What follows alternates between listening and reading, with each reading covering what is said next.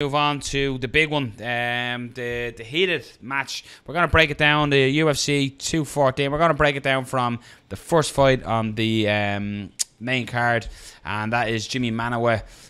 This is a big fight for Jimi Manuwa as well, taking on Volkan Ozdemir. What do we think of this one? How do we see it? As in, I always call Jimi Manuwa the English Anthony Johnson. What do we think of this? Although he got Anthony Johnson. He got Anthony Johnson's, Yeah. But yeah, his KO ratio is like 88%. Yeah, it's something crazy. That's incredible. Yeah. That's incredible. So, I don't know enough about the other guy to say. I mean, he's got a high KO percentage too, and I think a couple submissions. Yeah. I don't remember the numbers exactly, but a lot of people are saying that guy's a sleeper. I just haven't seen enough film really to make that claim. But man was on a hell of a run, man. Yeah. That guy's got dynamite in his hands. Big so time. if he lands clean, see ya. Yeah. You know, I was very impressed. nice setup. Yeah, I was very impressed with Ozdemir's last one because Misha Cirkunov, I thought, and I think a lot of people thought that he was going to be one of the next contenders in the division. And I think Ozdemir, a lot of people, maybe were looking at Ozdemir as a bit of an underdog, a bit of a live dog, as they say. But I think people were surprised the way he put Cirkunov out. Yeah. So I was actually very impressed. Jimi Manuwa, again, he's definitely limited in certain things. His grappling, maybe he's limited there, and his wrestling, every kind of thing to do with his grappling. The clinch, he's whatever. But that's striking. If he lands, as you said, that's striking. If he lands clean. Well, if you look at Jimi Manuwa, his only defeats are to Gustafsson and Rumble Johnson. Yeah. He now trains out of All Stars in Sweden as well, as long as back home in the UK as well. So he trains regularly with Gustafsson. So that's going to help on another end. He's been on an absolute tear since the defeat to Anthony Johnson with the KO over St. Preux, who, yes, it wasn't the vintage John Jones that St. Preux went the distance with, but he went the distance with him, yeah. And then Corey Anderson, that finish of Corey Anderson, he folded him like an absolute deck chair. Yeah. And that's what Jimi Manuwa does. He's violent. He's violent in, when he smells blood, he goes for it. But his striking is phenomenal. He is like another version of Anthony Rumble Johnson. He's a killer like Mike Tyson. He has that wild power. But, Ozdemir's got to look at this, is if he wants to stand and bang, again, Rob, you were singing from the rafters about Cirkunov in this fight, and he got him done in 28 seconds. I was quite surprised. And the thing about this is a huge opportunity for both these guys. The light heavyweight division is wide open in so many ways, as in you're a top prospect with a big win, and I think the winner of this potentially could be in line for the winner of DC and John Jones. I don't think it's any fluke that they're sharing the card with the main event, but I just think for me here, Jimi Manuwa, he just looks at it like losses have made him, and he looks like against Rumble he got caught, he got hurt, but one of them was going out in that fight, let's be honest. But I just think Manuwa's movement, his angles, the way he cuts angles to land them ferocious shots, like he's not just winging shots from a distance. He works his way in for the shots, picks the shots, sets them up, and that's how he gets the finish. It's as much as a lot of them finish in one shot finishes, they're set up by multiple shots leading up to that. So that's where I'll be looking at. And my bet would be a first round knockout for Jimi Manuwa in this one. So we will be picking Jimi Manuwa. What's insane? And I always forget about this, and I don't even know if people are aware that Jimi Manuwa didn't start training mixed martial arts till he was 27. 27. It's insane. And not even mixed martial arts, martial arts in general. He just lifted weights. No boxing, no anything. No, and when he came into MMA, nothing. Yeah, nothing. When he came into MMA, I assumed, I seen a couple of his fights, and I assumed, this guy must have a striking background. Let me check. Nothing. That's crazy. Super athlete, you know. Yeah. One of those kinesthetically aware kind of guys. Yeah. Because the finish you were talking about, Corey Anderson, right? Where he sleep and killed him. If you notice the way he set that up, Corey kept going weak side on him against the fence, and he kind of dipped shoulder to fake a 2 and springs up into that long 3, and he turned his glove over, which was awesome. Because as you guys know, where's the camera? Here in your hand? Where am I? There you go. All right. No padding. All right? I'm so backwards right now. There. So he caught him with this part of the glove where there isn't padding on those 4-ounce gloves. And he does that a lot. And a lot of people have kind of gotten smart to that technique. But he rolled the hook over from the distance. And that caught him kind of on the temple. It wasn't a chin shot. And that guy was, see ya. So very, very good power, and he is cerebral as a striker for sure. As far as where he is with his grappling, who knows if he's even trying to improve there? I don't know.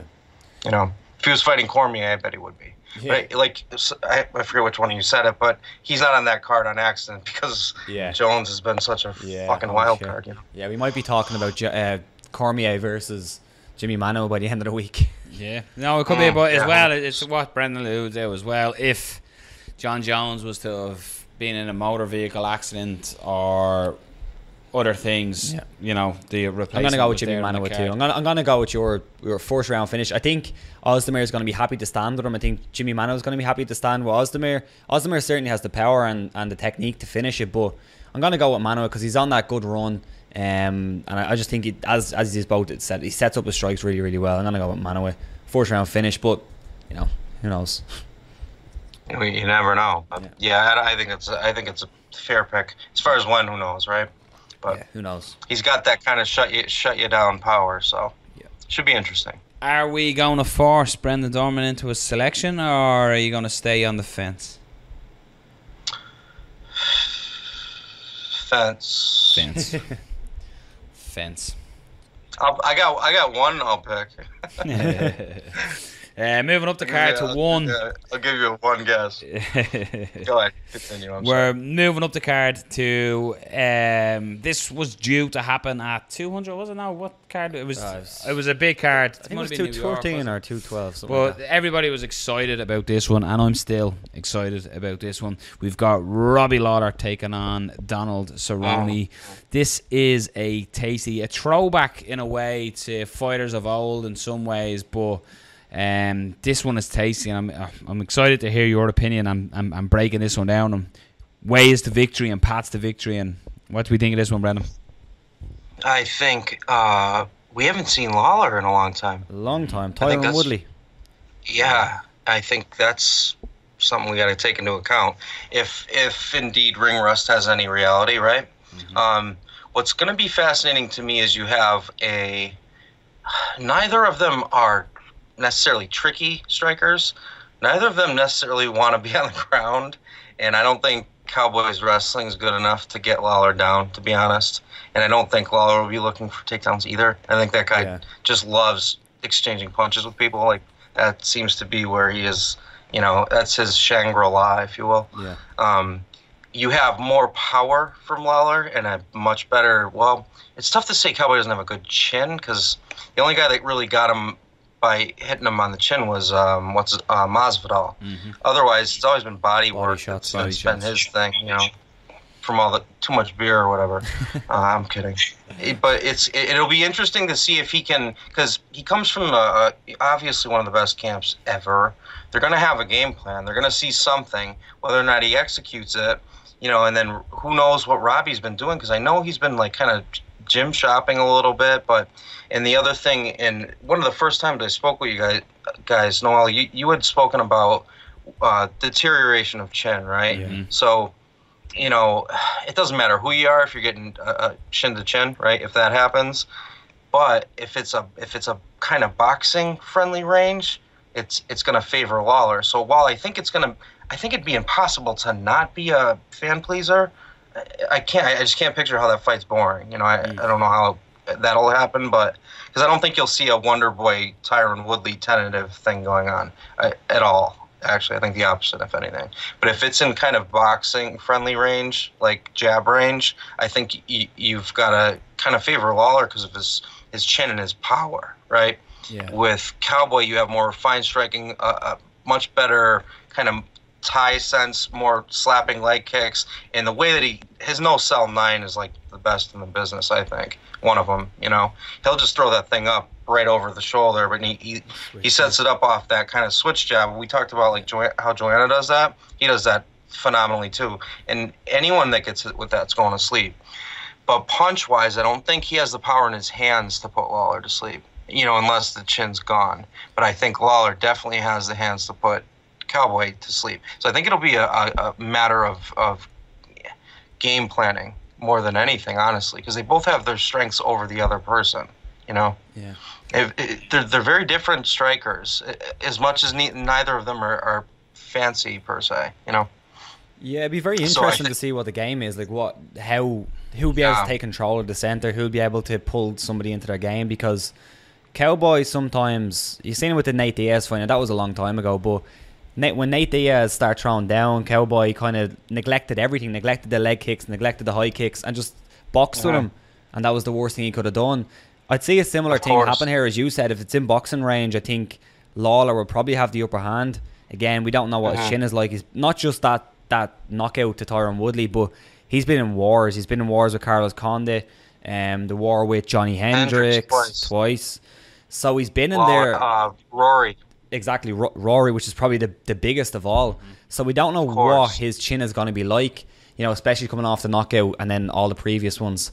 But if they do stand in front of each other, which I think they probably will, and I think Cowboy will just say, let's go, and I'd have to give the advantage to Lawler, but it's difficult to say. If Cowboy can come up with a game plan and stay on the outside and use his leg kicks and stuff, you could see a route to victory there as well. But it's difficult. It's difficult with Cowboy sometimes. Yeah, it's difficult with Cowboy sometimes picking him because a lot of time he just doesn't do that. He just goes in. He's one of those guys that you made a really good reference with the Diaz fight where he gets into a kind of street fight mentality where remember I was talking about Verdum doing that, like getting angry in a fight. There's a few people that pull it off, and you don't ever see it kind of work against them. I guess both Diaz's, although I think that's a psychological ploy in a way. Garbrandt is really good at pointing the center of the ring, saying "fucking bring it," like it's a schoolyard fight, and then out maneuvering Dominic Cruz next. I mean, he's an exception. That's not the rule. So I fear that Cowboy might fall into that trap.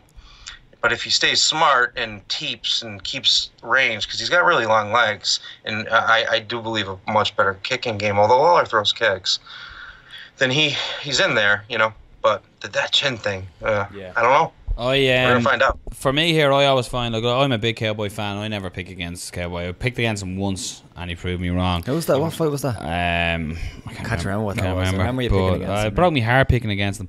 But if you look at any of Cowboy's defeats, like Cowboy, I always think Cowboy is at his best when he's leading the dance.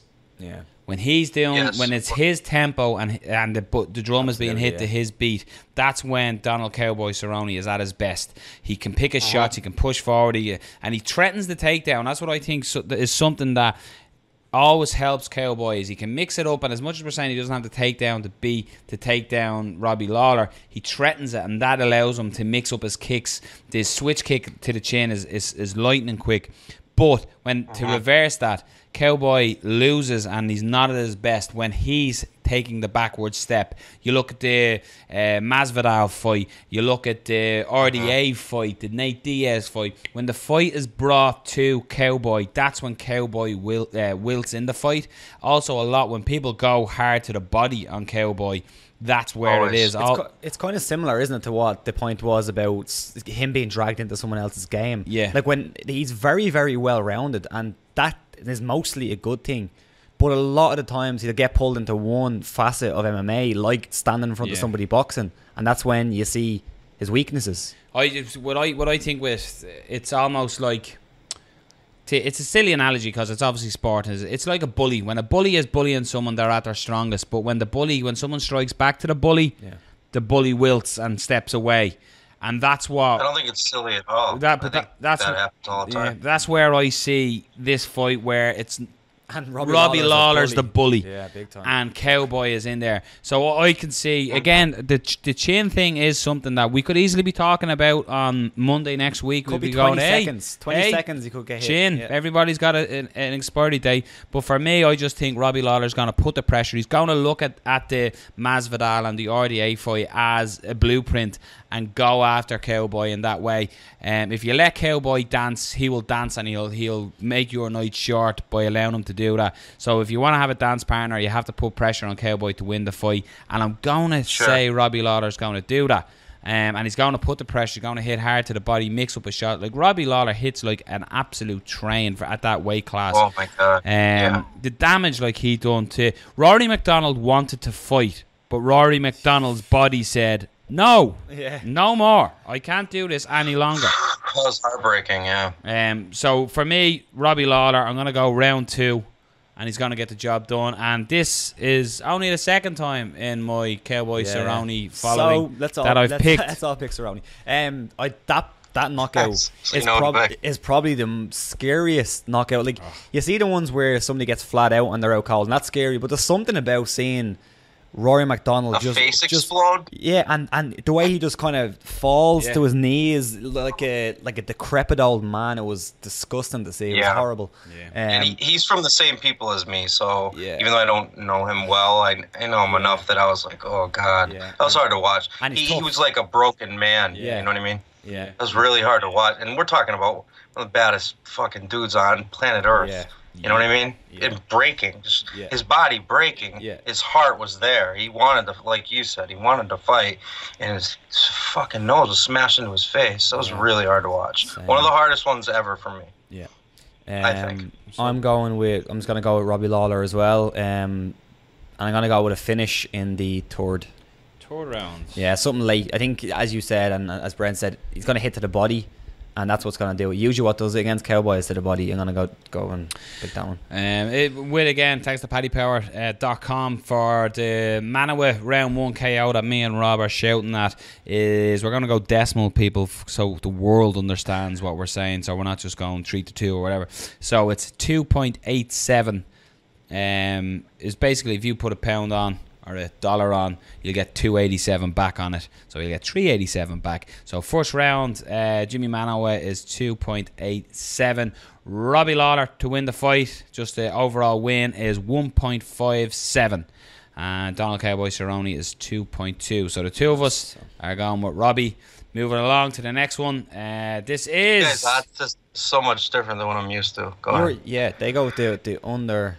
Yeah, what do you do under and over, don't you? Like minus 1.7. It's all based on a $100 bet. Yeah. So if you bet somebody, they're plus 270. That's a huge dog usually. Yeah. And if they're minus 120 to 140, 110 even sometimes is like even kind of. But if you see minus 1,000, like a fight coming up, that's a huge, huge favorite. So for every $100 you bet, if someone's minus 1,000, you're actually putting up 1,000 to win 100, which is insane. It's insane, yeah. But you don't see that much. And that's what happens if you back Floyd Mayweather. The odds make it better, Yeah, we actually use fractional ones. So Noel went off because he thought that you would use the decimal ones, which you don't. We use fractional ones, so now nobody understands what Noel is talking about, basically. I was totally lost. Yeah, that's great. I had no fucking idea. I explained it beautifully. Next up on the card, we have the real women's champion. We have Chris Cyborg taking on Tonya Evinger. Sorry, how dare you. This is clearly the title fight. Let's be honest, Randamine went running. What? I got to fight Cyborg? Nah, fuck that shit. See you later. So here we go. You? No. Absolutely not. I wouldn't fight her as a tag team, me and Rob. I don't know that I want to help you guys. Yeah, she's terrifying. What do we think of this one, and how bad of a night do we think this is going to be for Tonya, or do we see something that nobody's expecting happening? I'll go out on a limb here and say Cyborg within 5 seconds.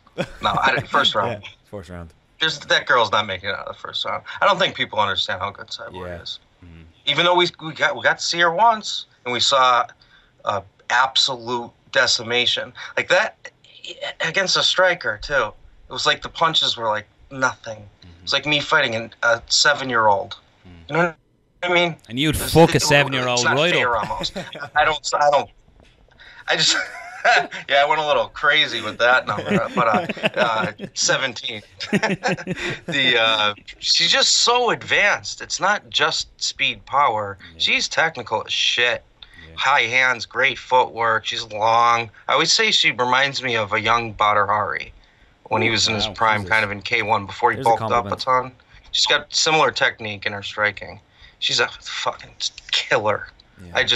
I can't imagine she does anything but knock that girl out quick. I think I've been saying it for a while. I think that to be like this, the person who's going to beat Cyborg, if anyone beats her while she's still fighting, will be somebody who is a next generation female fighter. Whereas Tonya Evinger has been fighting since 2007. She's 35 years of age. She's been fighting probably, I'm not sure if it's earlier than Cyborg, but she's from the same generation. Like, she's one thing. Sorry, I have to interrupt here for a second. I was away on holidays. Why did the Anderson fight fall away? What happened there? Anderson's injured. Oh, okay. Yeah. So like, I don't think that Tonya Evinger is going to bring anything to the table that Cyborg's previous opponents has brought, especially considering Tonya's going to be a lot smaller as usual with Cyborg. She hasn't really fought anyone of her size. Gina Carano was a 145er, but you know, that was a mismatch at the time. But yeah, I just don't see Tonya Evinger bringing anything. She's a very good wrestler, but she's not going to take down Cyborg. She's good on top, but she's not going to get on top. So yeah, she's not that good of a wrestler. Yeah, like she's, you know, for the division, she's in, you know, decent. Of course. One thing we always talk about. Not good enough. I don't. One thing we said about Lara about ring rust, that surely has come into play here with Cyborg as well. She doesn't fight all that regular because nobody's fighting her. Yeah. So you know, fights in the gym. Yeah. This is going to be the thing. Is Evinger like? Is she just the lamb to slaughter here? Is this I'm sure she doesn't think Cyborg, that way, but feed her. Like she's the goat in Jurassic Park. She's the goat just brought in, going, put in with the T-Rex, and she's just going to get eaten up in the octagon. Silence of the Lambs with the lotion. Yeah. Am I getting real cryptic today or what? Just kidding. I'm just kidding. Yeah. She's of course she's a fucking lamb to slaughter. Is anyone on planet Earth saying she has a chance? I haven't heard one person say that. No, I guarantee you there's one person. So if the amazing and shocking thing happens, they'll go, "Told you." Yeah. I hate those people. Yeah, there you go. They'll take a screenshot of it and they won't show it. If they don't win, they won't show it. But you know, if they win, I said it at 5:30 a.m. in the morning. Deleted the tweet straight away. I love the "I told you so" guys. They're the best. Yeah, Brendan Schaub will spring to mind with that one. Brendan Schaub, he's going to be all over if McGregor wins. My God, absolutely. wow. Moving on to the co-main, I think this is an intriguing fight because this is a clash of styles in a way. It's always we always seem to say it's a clash of styles when Damian Maia fights, as in we know his game plan. Everybody knows the game plan. Tyron Woodley knows that game plan. It's like everybody knows it. Yeah. Can he get the game plan? Can he implement the game plan? The champion Tyron Woodley taking on Damian Maia. What do we think? What interesting. Maia's been on such an incredible run, and minus the Masvidal fight, he's done kind of whatever he wanted. I mean, Gunny gave him a run. You know, he didn't finish him. Everyone else, he was the hot knife through butter. Yeah. Best MMA. I'll maintain this. I know I've said it once to you guys, but I think he has the best MMA jiu-jitsu ever. Ever. Really? Number one. That's awesome. You see him rolling like Marcelo, and he's tit for tat in just jiu-jitsu. So you have the MMA element, and him going from 185 to 170 was really smart. And then him working on his striking enough to understand range better, and then wrestling, because he kind of like we were alluding to earlier with Weidman, right? And I know it's different. Their frames are entirely different, and even their technique is different. But it's a leverage-based wrestling system that he gets his takedowns from. It's not power by any stretch, you know. But he's a master. And if I'll tell you what, the jiu-jitsu world's gonna go insane. Even though Woodley trains under Laborio, I think still he's a brown belt. He doesn't have shitty jiu-jitsu. Woodley has actually really good jiu-jitsu, and he's incredible in the clinch, and his power is terrifying. His wrestling is amazing. It's hard to see how Maia does it, but I'm not going to be floored if he does. He's that good. If he gets top position, actually, if it just goes to the ground for too long, Woodley's taking a chance there. That's not a guy you want to. I mean, I mentioned Nate and Connor. There's another level with Maia. He'll hip switch on you, and all of a sudden he's in mount, raining elbows just enough to submit you. It's like he doesn't want to hurt you too much. Fantastic jiu-jitsu. But if Woodley catches anybody once, see ya. That's the deal. That guy's terrifying. I remember when we were talking about it before, when it was actually the Robbie Lawler fight, and everybody picked Robbie Lawler against Woodley, but I turned around and said, do not be surprised if early Woodley, with the explosion and speed that his athleticism and just the big shots he can land at such speed, he covers distance so fast to land them shots. Don't be surprised if he turns the lights out. But then I'm like, I know, but Robbie Lawler will win. But so I got the little, but I did say sort of. But this is one where Woodley's not going to be going for the takedown. I don't think he has any stretch of the imagination of going for the takedown. And Moya here, the blueprint is we know what's happening. And to talk about how good Damian Moya's jiu-jitsu is, you look at the fight with Gunny Nelson, what he done to Gunny. He made Gunny look like a blue belt. Yeah. As much as Gunny's defense was phenomenal. He was on the defensive for the whole thing. It was the whole thing. The whole time. And he never attacked. It's next level. So in a way, this is almost like an old-fashioned... We've moved away from saying grappler versus striker. But in a way, this is what it is. Although Woodley has unbelievable wrestling, is he going to want to gamble and take it to the ground, land a few shots, maybe stand back up? I don't think. The funny thing is, though, with Woodley, when's the last time you've seen him shoot for a takedown or go for a takedown? Yeah. He doesn't use his wrestling anymore. If you look at his last couple of fights, his game plan for the most part is back up against the cage, up against the cage, circle to the cage, circle to the cage, and explode. Yeah. Circle cage, circle cage, explode. You can look to his UFC debut. Yeah, that's been his plan. Yeah, it took a Firas Zahabi to notice that. Yeah, and that's why Rory picked him apart. Yeah, and he just knew what he was going to do. He does that. He backs up and then he sprints out with that right hand. And Rory's got that. He's one of the best elbow blockers there is. Yeah, jabbing his face off. But he doesn't shoot. He shot on Wonderboy twice in 10 rounds. He doesn't seem to commit to it, though. Even when he does, he doesn't commit to it that much. It doesn't look like he's looking for it as much. He's like he's using it as a kind of threatening it to maybe get that level change so he can extrapolate something from that. Maybe a strike from the bottom, an uppercut, a knee. Even though he doesn't really throw those much, more of an overhand right guy. His striking's good though. He's got really powerful kicks, but he has a ton of tell on them. If he's smart, and his coach is definitely smart, I don't know how much he's with Duke, because I know he's an ATT guy. He confuses me with where he trains. I don't totally get it. I think it's Duke, but I'm pretty sure. Yeah, it's because he's always with Yves Edwards. Doesn't he do a podcast with him, I think? I think so, yeah. Either way, he's landed some leg kicks that are holy Jesus. He knocks people down. He's got the power. He's not slick with it, though. And his hands, with Lawler, that was super slick, right? Against Koscheck, the way he landed that punch. Against Jay Huron, when he does those blitz shifts out of nowhere where he kind of... I said that, how Conor does this, and Gunny to some extent, too, where they're fast twitch muscle guys, and they kind of lull you and make you forget that, and then all of a sudden you're asleep, you know what I mean?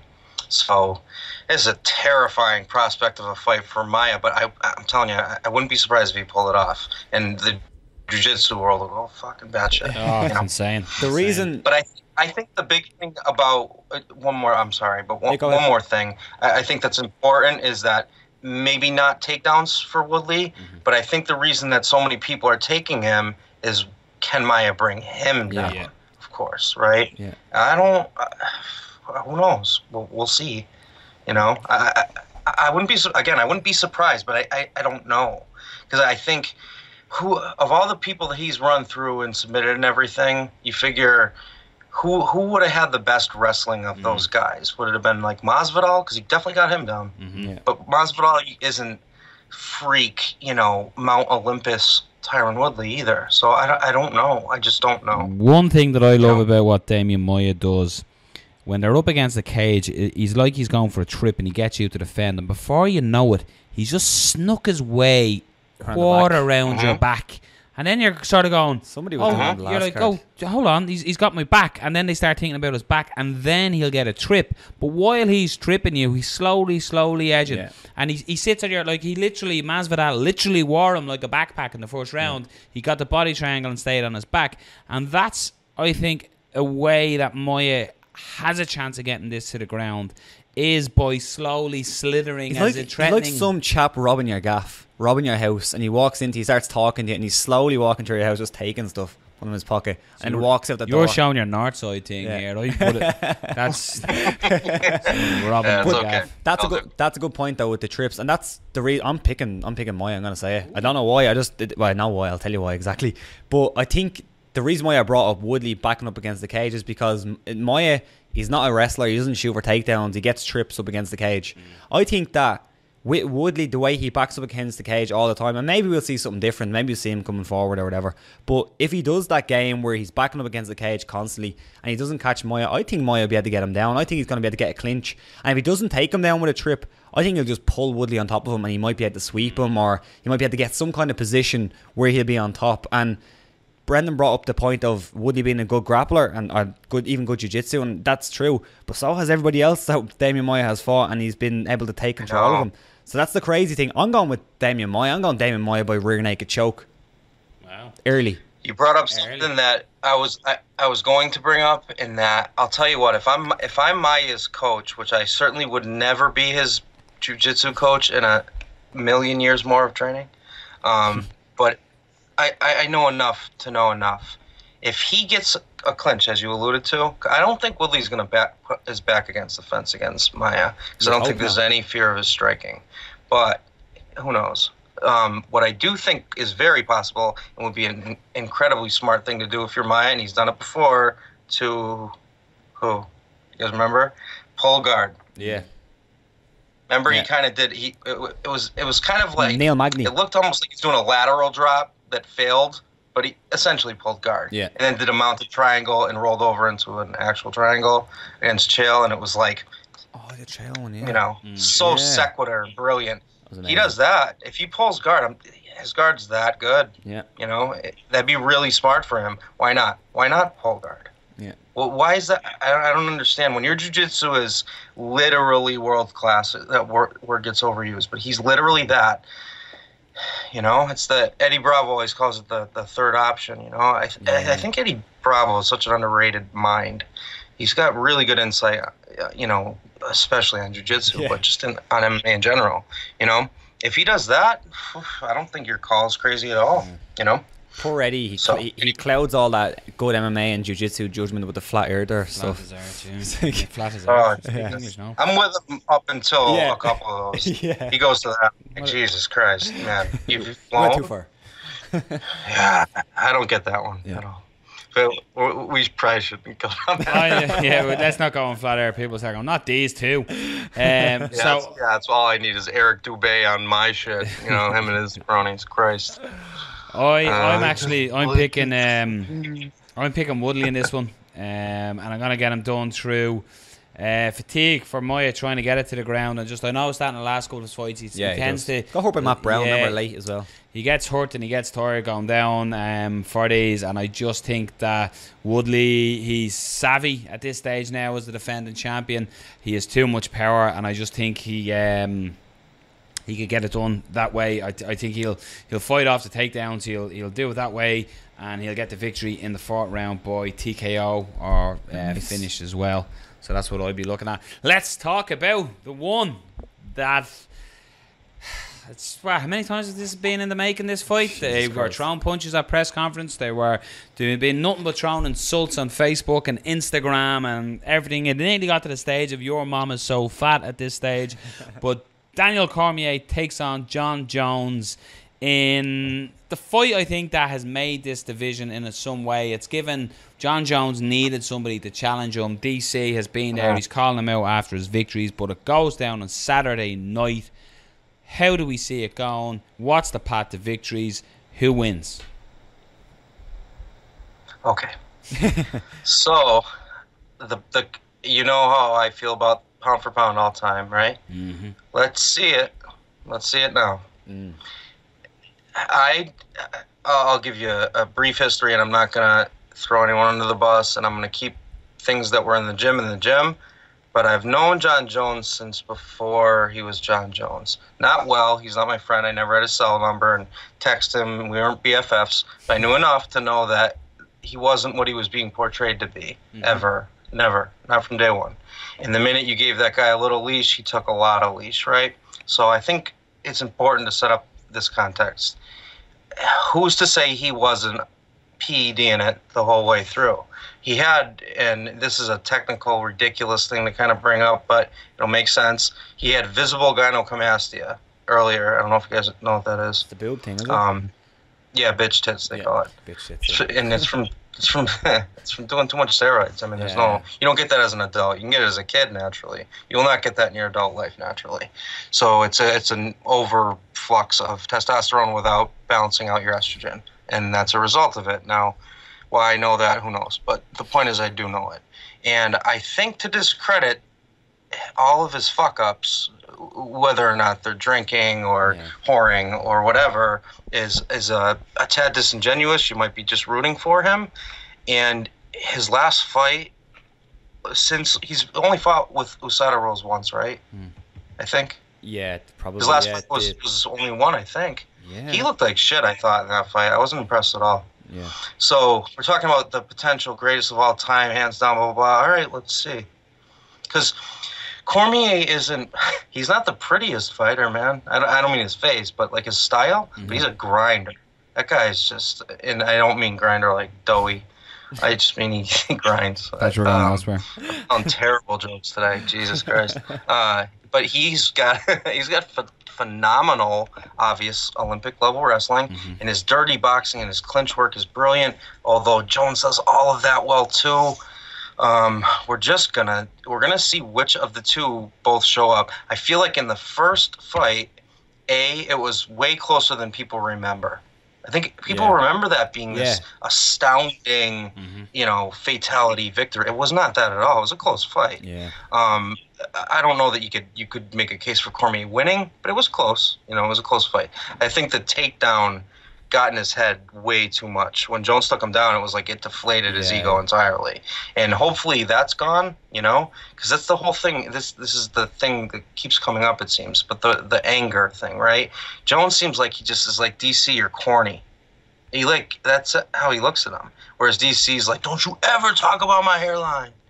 Whatever he says, he's like, it gets him. It gets under his skin. Yeah. And you gotta put that shit aside. You know what I mean? You got to fight level-headed. He's talented enough to absolutely grind Jones out. Because Jones off his back, you just don't see. And if anyone's going to get him there, in that division anyway, it's going to be DC.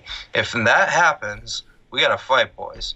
Yeah. If it stays standing and kind of clinch-friendly, especially in what I would call the open field, right, away from the cage, then Jones might be, just picking him apart. He's so goddamn long, 88-inch reach, I think, or something like that, and his legs are, I think, my height, and I'm not short, by the way.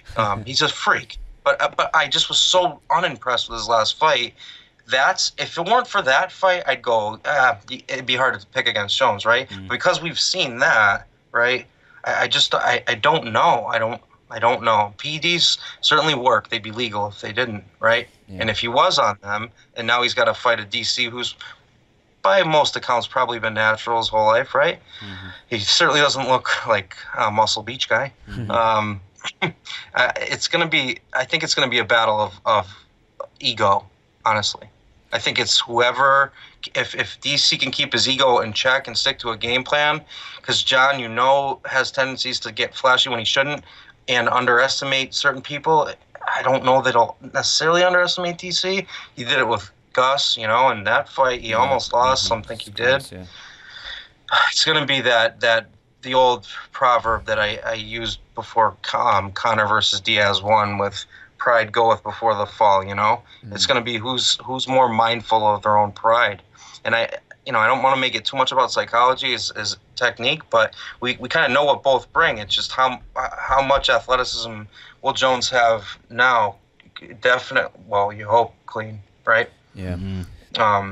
It's interesting in a lot of ways. From distance, Jones picks him apart easy. Yeah. If DC closes the gap, keeps his hands nice and tight, not distracted by nonsense, and gets in close, he can do a lot of damage, as we've seen him do to everyone else but Jones. An important note, I think, heading into this one as well, is if you look back at when John Jones fought OSP, and he had that pretty terrible performance, as you said, it wasn't good. He didn't look great. We obviously said, ring rust is a thing. It's an exact identical amount of time since he last fought OSP compared to that fight. So he's been out for a year and 3 months, the exact same. So I think you have to take that into account. If he looked that bad and he is putting it down, which he did say after the fight, yeah, it was ring rust. It's the same amount of time. It's the same amount of time that he's going to be out.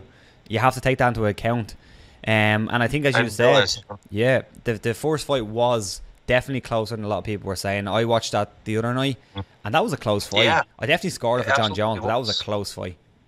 It was the dirty boxing of Cormier that was where you're like, oh. I mean, it never kind of came to fruition, but it was there. He had that collar tie. He had that collar tie up there, and he was throwing that uppercut, and it was landing a lot. The Randy Couture 101. Yeah, he does that phenomenally. Yeah. If he can link that to his wrestling, right? You need to link the two. You can't be predictable with Jones because he's so freaking unpredictable. Yeah. If you're predictable with him, he pattern recognizes like no one else. Because steroids are not. That's in your brain. His creativity and everything. That's his mind. Yeah. You know, that has nothing to do with a needle. But if Cormier is smart and switches things up, I don't know. I heard Kane's been out of his whole camp, and Rockhold's kind of MIA for like the last 8 years. I don't know what the hell's going on with them, but the point is if he game plans correctly and he can chain those two, but it's distance. He has to get past that.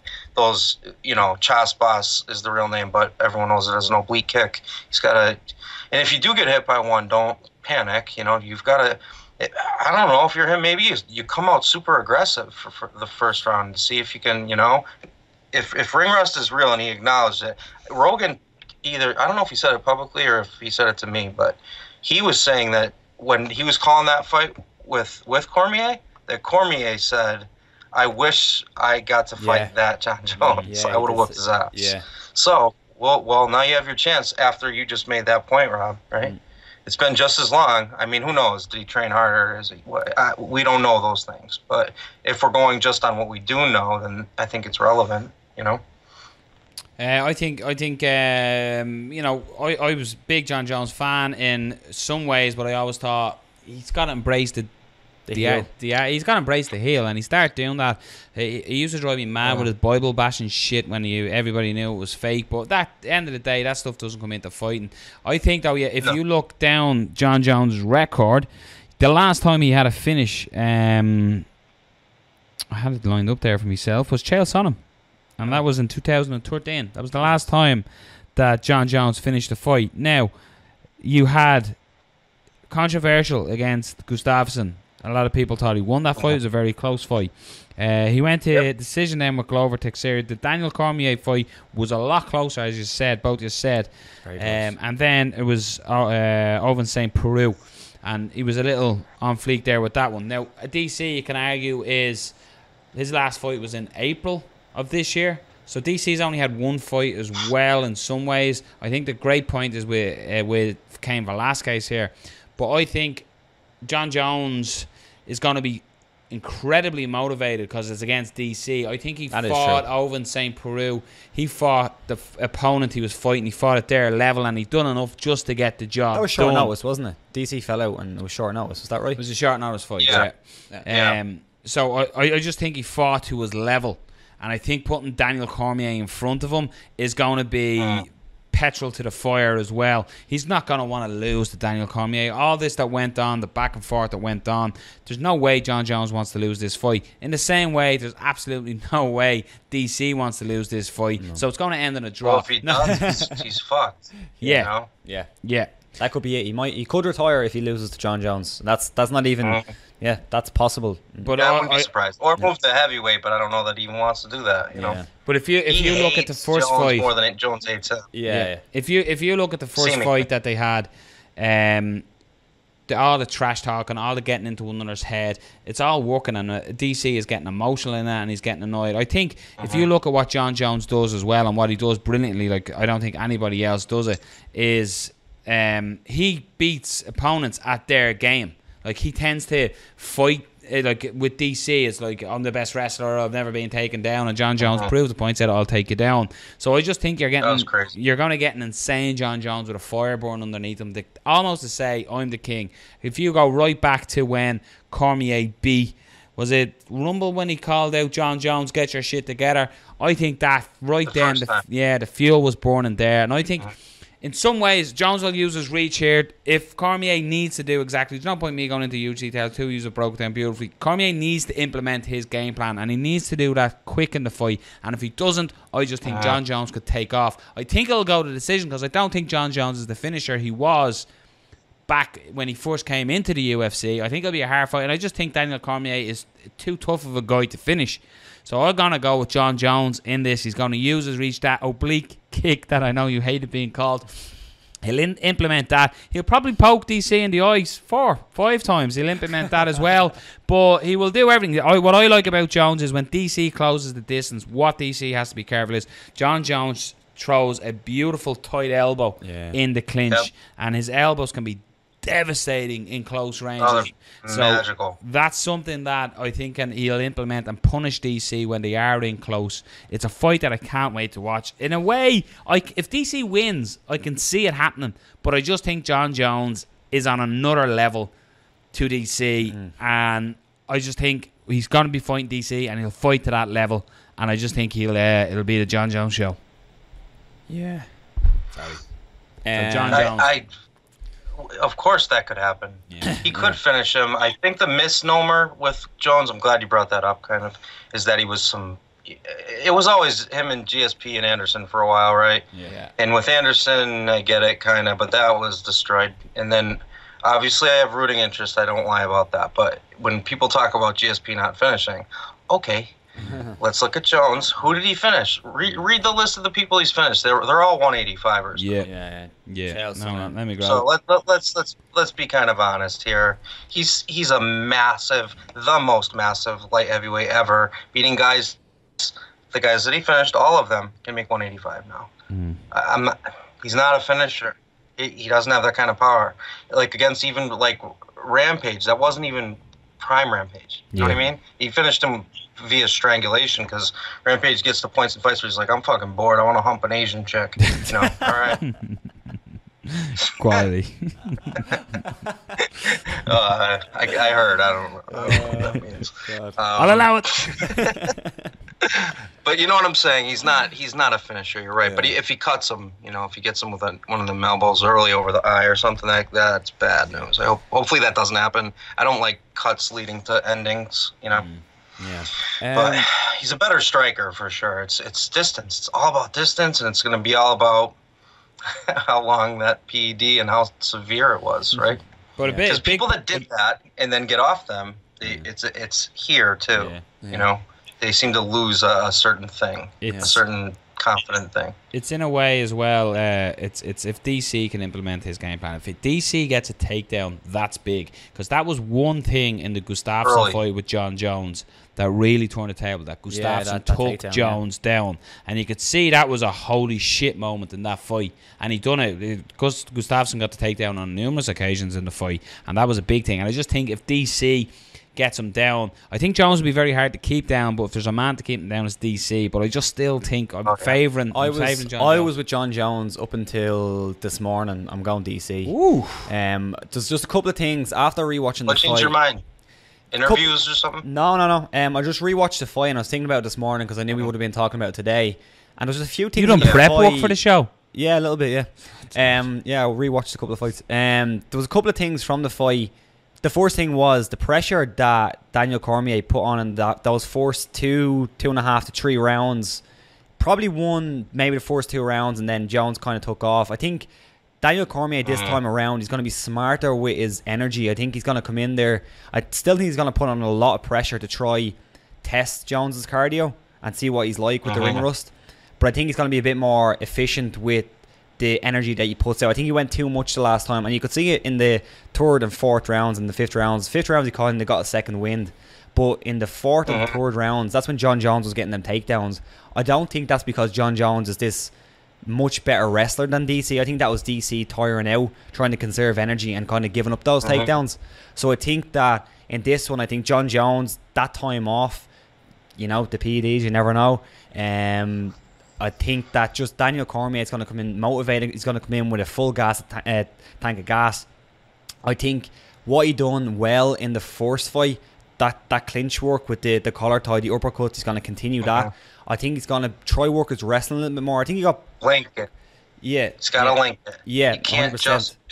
Because if I use both of your points in set and then make them one, right? You got elbows and everything from Jones, right? In close, he's just as dangerous as from far if standing. Or if he's in top position, he's super dangerous too.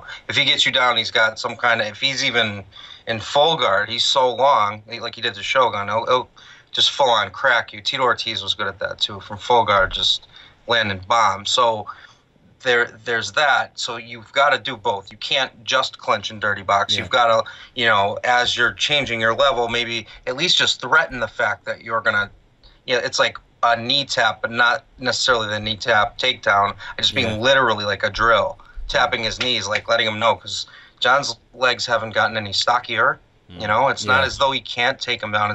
It's how do you get there? It's just like striking. Wrestling isn't so different. You just got to do it the right way. Yeah. Don't just shoot from a mile away. Don't just clinch and stay there content. You've got to mix those both up. And if you can keep Jones guessing a tad, if Cormier gets him down early, he's going to grind him like no one's ever done to him. And hey, if that happens, I'll tell you what, I'll make a prediction of sorts. If Cormier can do that early in the first round, or if the first round's flat and it's somewhere in the second round, then if he can do any of those above that I mentioned, and end up in that final result that I'm talking about, where he's in top position, right? Wrist control from the top, kind of Khabib, MJ, that fight, just grinding like he did the Rumble twice. Jones has never been through that. With Gus, that's not what happened. It was a boxing match almost. With Cormier, when a man does that to you, they've completely this verbiage is old, but they've imposed their will on you, and that's such a moral victory that I think you have the opposite of what happened last time, where Cormier's own mental state is going to go into flow state, and if John starts doubting himself against a guy that's on fire, that's that talented, and that can finish you that way, I can see Cormier winning that fight, and the world's going to have to figure out their pound for pound all the time. Yeah, that's a great point. Today he called himself the best ever. Yeah. That's why I asked that. Yeah. I was like, easy. That's a good point. I think the whole wrestling, he didn't do that. He landed a couple of shots and then he kind of broke out, or John Jones kind of landed something as well. But I'm going with DC, man. I can just see, that's what I see. No, I can see it happening. I can see I can see it happening. You know me. I watch a couple of interviews and I watch a build up and I'm like, oh man, it's DC all day. I think as well, ring rust is a big thing. I don't think it's not there unless John Jones comes out like what Dominic Cruz done twice, done against Mizugaki the first time, then done against TJ the second time. Unless John Jones comes out like that, then I think he has a problem, because we've seen him against OSP and he looked fairly poor. He looked really flat.